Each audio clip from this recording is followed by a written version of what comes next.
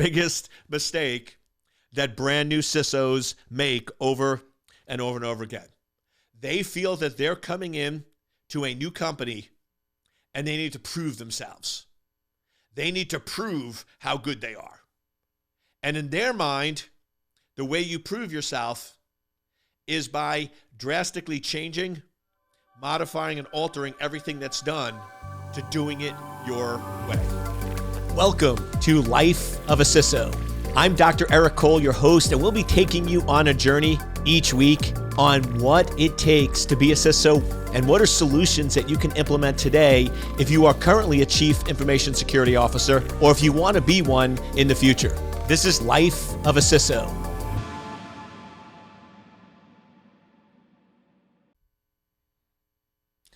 Welcome, welcome, welcome, welcome. I hope you know what time it is.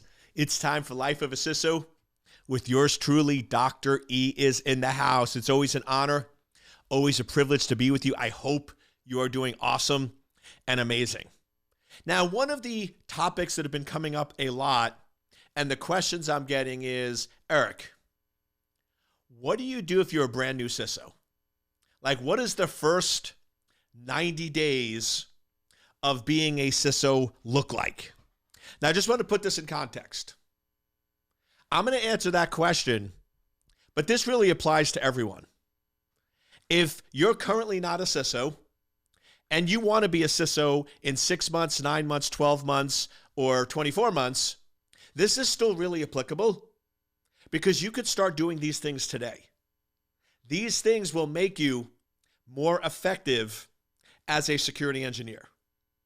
And if you're an existing CISO, whether you've been there for 6 months, 9 months, 12 months, or 2 years, there's probably some fine tuning that needs to be done. And there's probably a few of these steps that you might have missed along the way. So no matter where you are in your journey, this is still going to be something valuable that sort of just gives you a checklist. But I'm going to go in through the perfect world or the perfect lens, what it looks like when you get hired as a CISO in a company. First and foremost, the general theme. When you get hired at an existing company, which is going to be 99% of you, there might be 1 or 2% of you that start a brand new company that didn't exist. So there is no security department. There was no previous CISO. There is no IT. There's nothing. So that's different, right? If you're starting a brand new company from scratch, completely different ballgame. Of course, you got to create. But 99% of you are coming into an existing company. The company exists. They're making money. They have customers. They have revenue. They have profit. They have IT. And they have some security folks. So you're coming into an existing organization. First, foremost, general rule. Your job is to come in and understand and accept what has been done. Your job is not to come in, criticize, change, and do things your way. I'll say that again because this is the biggest mistake that brand new CISOs make over and over and over again. They feel that they're coming in to a new company and they need to prove themselves. They need to prove how good they are. And in their mind, the way you prove yourself is by drastically changing, modifying, and altering everything that's done to doing it your way. That's going to create chaos, confusion, and isolation. Because remember, there's an existing team that has been using a certain playbook.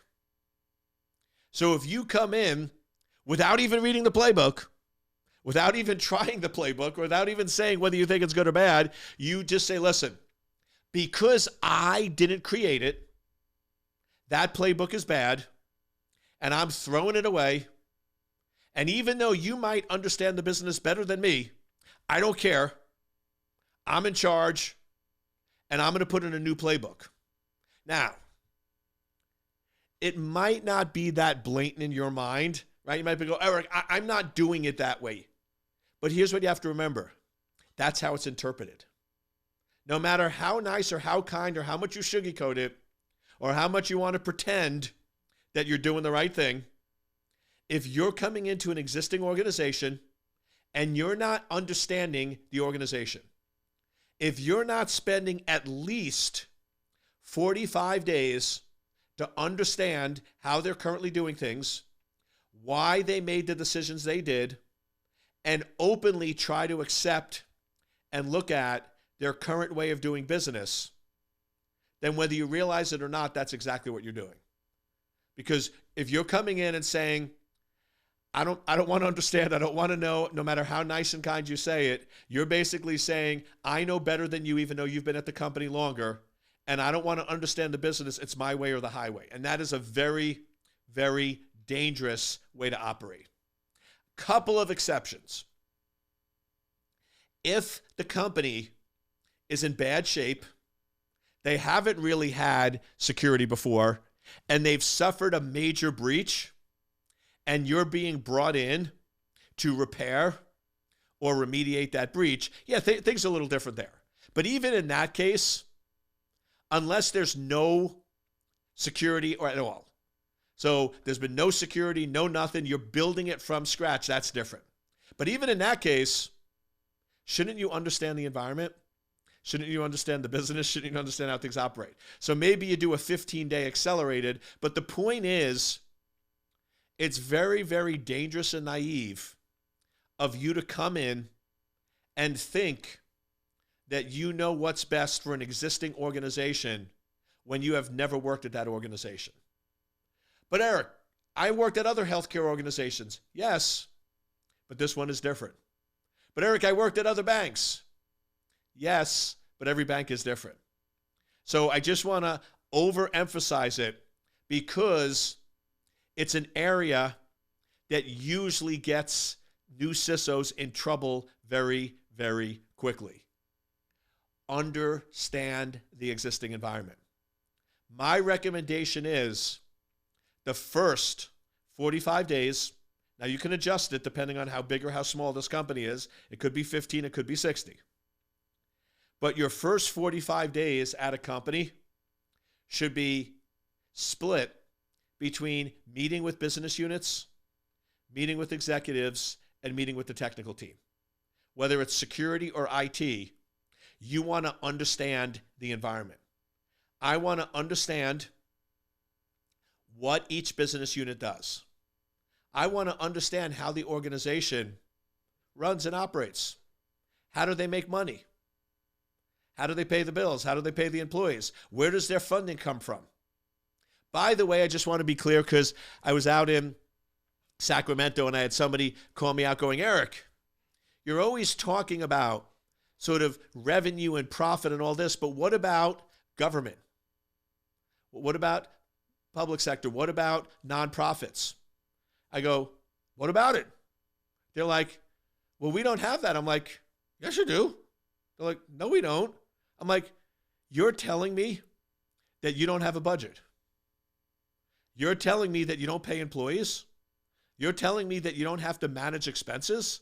And you're telling me you don't have budgets. And they're like, well, we do. Boom. Now, whether your money comes from taxpayers, comes from investments, comes from donations, or comes from customers is somewhat secondary, right? You still have income. You're getting money from somewhere.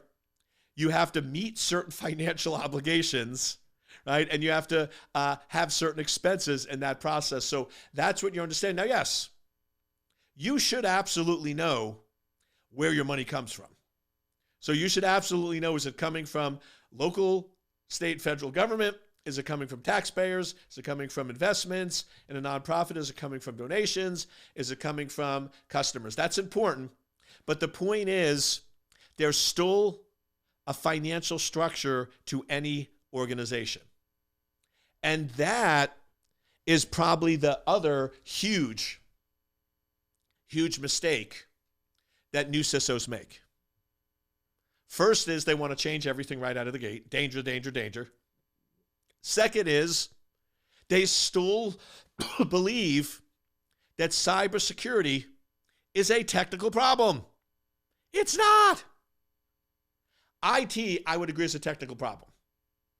The goal of IT is uptime availability. Uptime availability is basically a technical problem. Do we have generators? Do we have backups? Do we have alternative routes? Do we have alternative systems? Do we have alternative computers? Basically, making sure that packets flow, data gets processed, and information is available when and where they need it. That is essentially a technical problem. Cybersecurity, managing risk to the business to minimize or reduce that overall risk to allow the business to be successful, is a strategic business problem. You need to go in and understand the finances. Once again, IT. A server is a server. Packets are packets. Now, yes, if CIOs listen to this, they might cringe a little, but it generally is correct. There's a little more to it, but it's generally correct. And you don't really have to have a deep, detailed understanding of finance and money to create an IT environment that has proper redundancy, right? The redundancy is the redundancy. You want to keep the systems up. Your 99.99% uptime availability is across the board. So you want to keep all your systems up and running because it's essentially measured on an equality scale. However, in cybersecurity, a breach isn't a breach. If somebody breaks in and compromises a server that only has public data, that's quite different than if somebody breaks into a server that has 50 million proprietary confidential records. If somebody breaks into a system and causes disruption and it's only making $10,000 profit a year, that's quite different than if somebody breaks into a system that's making $30 million profit a year. So because cybersecurity is risk to the organization and impact that risk would have, the impact the risk would have is directly tied to the financial infrastructure of that organization. So a world-class CISO is going to spend a considerable amount of time early on when they're a new CISO, or if existing CISOs haven't done this, you should, of really understanding the business from a financial standpoint. You're going to spend time with either the auditor, an accountant, the CFO, or somebody in an organization because you need to know, okay, this is the overall revenue and profitability for the company, and then here's how it's broken up per business unit. Then, once you understand that, you do an overlay. Then you overlay what are the business processes that support each of those different departments. Then you want to understand what were the vulnerabilities or exposures that were in place and what were the security measures that were done to remediate or reduce that environment. Then, once we have that big picture and we understand it, then we can assess and say, okay, what could we potentially change, alter, or modify? What are things that represent a huge risk that we need to do a better job fixing or addressing? What are some of the areas we need to put a little more attention and a little more effort against? Then, working with the business units and the team, we slowly start to come up with a new plan or a modified plan or enhancements to the existing plan. That's how world-class effective CISOs work and operate. So let's sort of break it down into some different pieces. First and foremost, if there are existing projects and existing technology that is running in the organization, you should be very, very careful as a new CISO. Very, very careful before you start ripping out, replacing, and modifying that existing technology. And here's the criteria. Is there a current gap or deficiency in the current technology that's significant enough to the organization that if it wasn't addressed and fixed, would cause significant risk, harm, and exposure to the company, and there's no possible way to address it with the existing technology? That needs to be the lens. The problem and the danger is here's the lens that a lot of CISOs use. I don't like that technology. I don't like that vendor. It's really not the best solution out there. I've always had much better luck with this vendor or that vendor. And this other vendor is a little better technology than this one.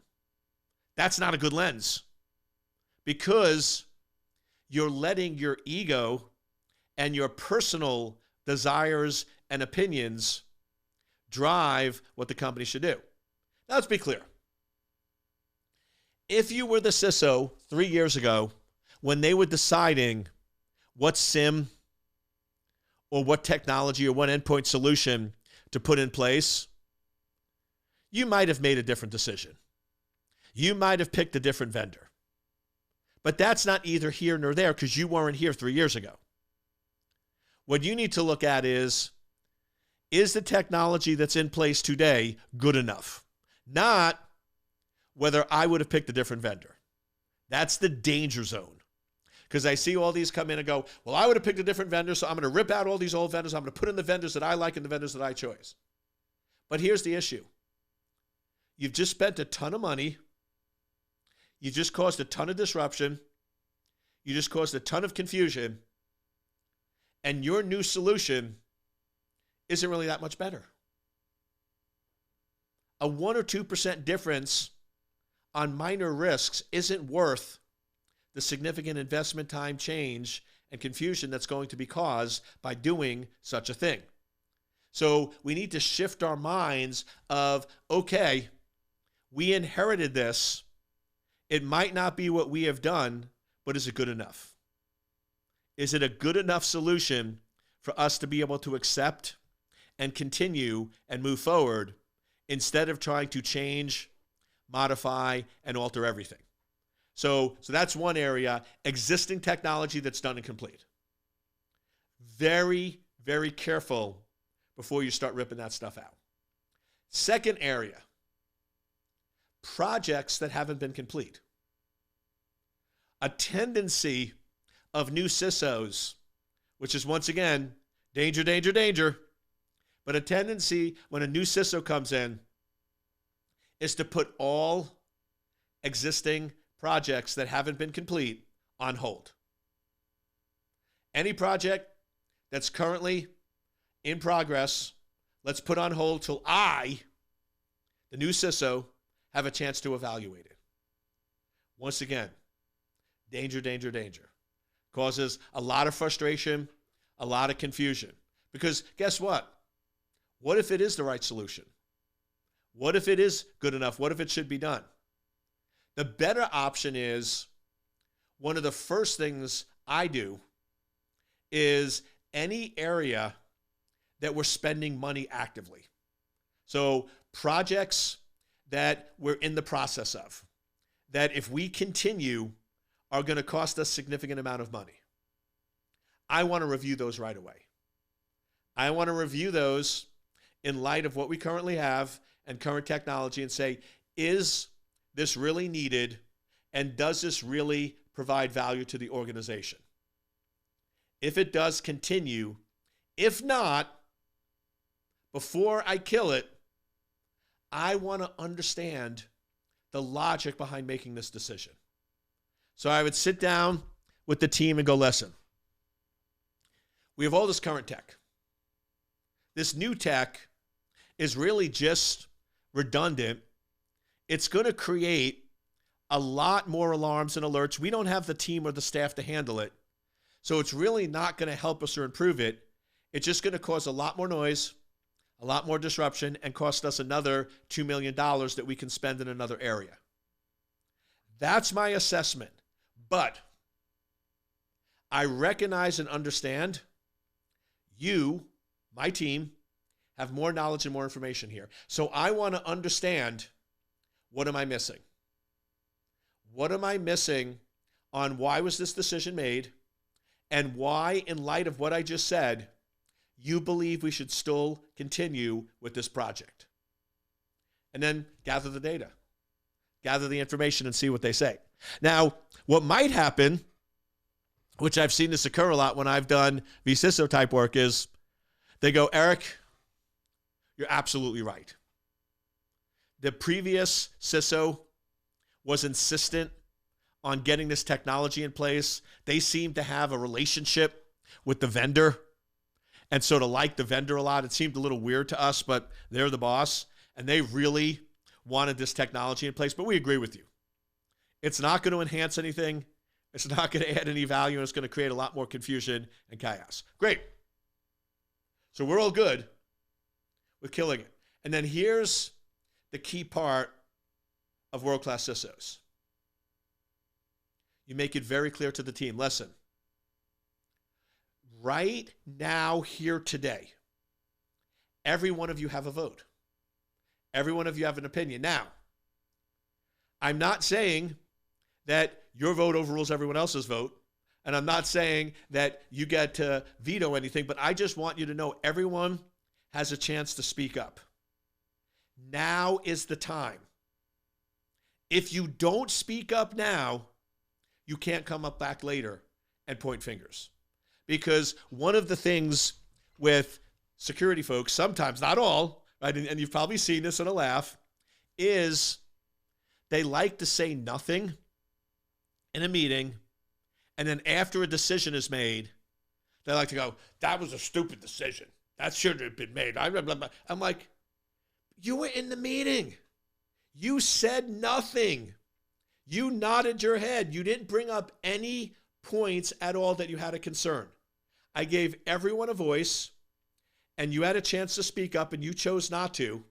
But after we make a decision, and after we move forward, now you're going to speak up and basically say you don't agree. It was no. Maybe that worked in other environments. It doesn't work here. That's not our culture. Our culture is everyone has a chance to speak up. Everyone has a chance to voice their opinion. This is a cultural thing that new CISOs must nip in the bud immediately. I am giving every one of you a chance to speak up in this meeting. We'll even go around the room and give everyone a chance. If it's your turn and you say, I'm good, you cannot later complain, criticize, or talk behind anyone's back saying you don't agree with the decision. And by the way, if you do, you're not going to last on this team. Because that's not how we play. We don't play those political games. Maybe previous CISOs did, but we're not playing that here. You speak up, you have an option, you have a chance, but don't go behind anyone's back and start trouble. Now, there's still going to be people that do that, and then you'll have to get rid of them and move on, but you need to set the boundaries. World-class CISOs, when they take over a new organization, the most important job is to set the culture. What are non-negotiables? What are you going to tolerate or not tolerate? What is or is not going to be allowed? All very, very important. Culture is critical. The next important thing when you start as a new CISO is set the cadence. Set the cadence of how you're going to operate and function. This is a perfect opportunity to determine how you want to interact with others in the organization. If you've been a CISO for 12 months and you've never met with the CEO, and now you say, I want to meet with the CEO every week, you'll be like, you're crazy. We've never met. There's no reason for it. We're not doing it now. But if you come in as a new CISO and you say, listen, I know we're both busy, but the way I operate and the way I function is I need to have 2 30-minute meetings with the CEO every month. They can be every other week. If they're traveling for 2 weeks, it can be 2 weeks in a row. But the way I operate is security is critical to the organization. And these meetings might last 10 minutes. They might last 15 minutes, but let's block out 30 in the beginning to see. But I need to be able to have an open communication channel with the CEO. And you're not asking, you're telling them this is the cadence of how you operate. This is how you run a business from a CISO standpoint. Now, could they push back? Yes. But here's what most likely will happen. They're not going to say no. They're going to say, why don't we do a monthly 20-minute meeting? Now, I'll let you know a little secret. Always over-ask with executives. Not to the point of ridiculous. But if you want one 20-minute meeting, ask for 2 30-minute. Because then they're going to feel like they're meeting you in the middle and they're compromising a little bit. So the other important thing is not only do you want to go in and gather as much information about the business and how it runs and how it operates before you start making major changes, but set the cadence. I want to meet with the CEO twice a month. I want to meet with the COO twice a month. I want to meet the CFO twice a month. And I expect to be in every board meeting. Also, the monthly executive meetings, I also expect to be invited to. Set the cadence and go back and listen to, I think it's 2 or 3 podcasts ago. Don't be afraid to ask. Ask for what you want. If you are brought in as a chief, information security officer, you're a chief. Chiefs are high up in the organization. Chiefs know what they want, and chiefs ask for what they want. Now, people can always say no, and people can always push back, but you can't be shy in a CISO. You need to come in and be very clear. Here's how I run. Here's how I operate.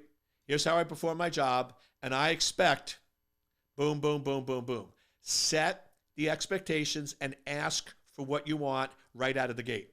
Because the longer it goes without you asking, not only is precedent setting in of, oh, this is how we operate, but it's much harder to change the longer you're at an organization. Other very, very important thing for new CISOs. If you are the first-time CISO in the organization, so the company's never had a CISO before, right? The company's never had a CISO before. That's good and bad. If the company's never had a CISO before, here's the cool part. You get to define what that is. You get to create that position. The bad part is they've never had it before, so they're not used to accommodating that position. So if you've never had a CISO, the CEO's never met the CISO because they've never had one. So now you coming in and saying, I want to meet with you, it's going to be new, but you have the perfect opportunity to define what that role looks like. If you're replacing an existing CISO, this is more dangerous.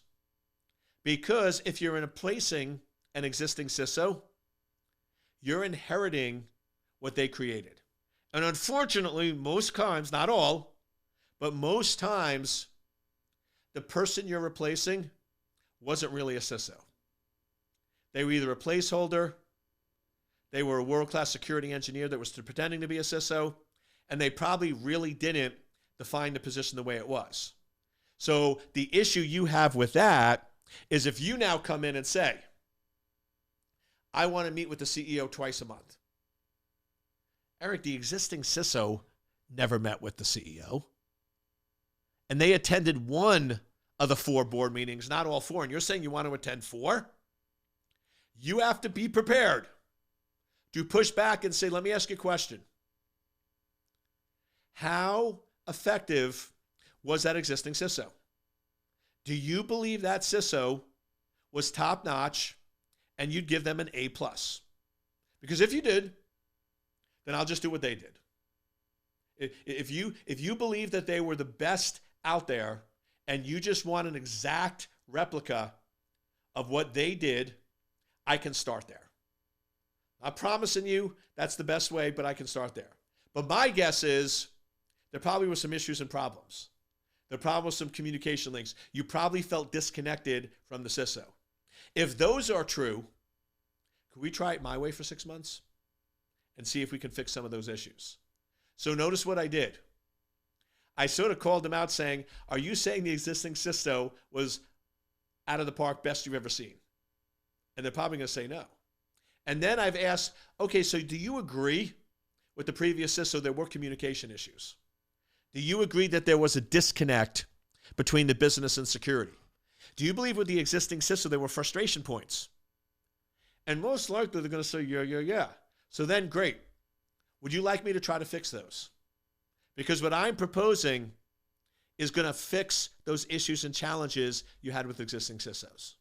So be open, be professional, but be open, ask for what you want. And remember, world-class CISOs understand the environment, understand why changes were made. And if you listen back to this podcast, most of what I did was ask questions. Brand new CISOs ask a lot of questions so they understand before they try to be understood. I hope you enjoyed this episode of Life of a CISO. See you next week.